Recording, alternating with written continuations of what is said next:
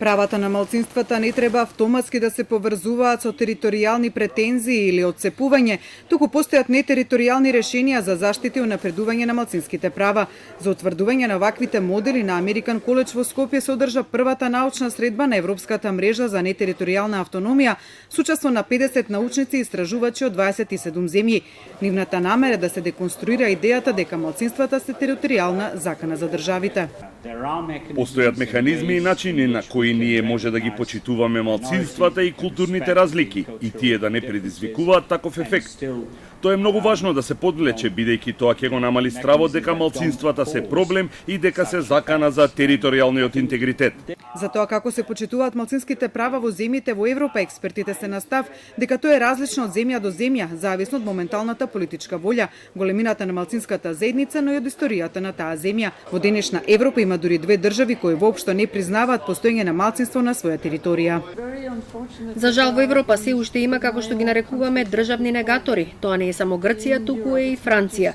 Тие го немаат подпишано документот за малцинските права и нема изгледи дека во блиска иднина тие ќе го направат тоа. Во случајот на Грција, нејзиниот аргумент е дека таа ги штити правата на малцинствата со Лозанскиот договор, кој ги опфаќа само религиозните малцинства. Постојат такви слепи точки на европската мапа, кои за жал изгледаат многу фиксни. Според научниците, закана за правата на малцинствата и порастот на крајно десничарската и популистичка политика во земјите од Европа. Тоа се заканува на малцинствата, како и да ги дефинирате, без оглед дали се одамна признаени или се неодамна создадени. Радикалната десница, популистите ја поткопуваат демократијата, разбирањето за инклузивно општество, базирано на учество, а имаат за цел и создавање на граници и имидж на непријатели. Во тој контекст, да, тие се закана. За малцинските права на Балканот, експертот на Советот на Европа за малцински прашања Балаш Визи вели дека има промени, но се уште се неопходни промени, особено кај политичарите.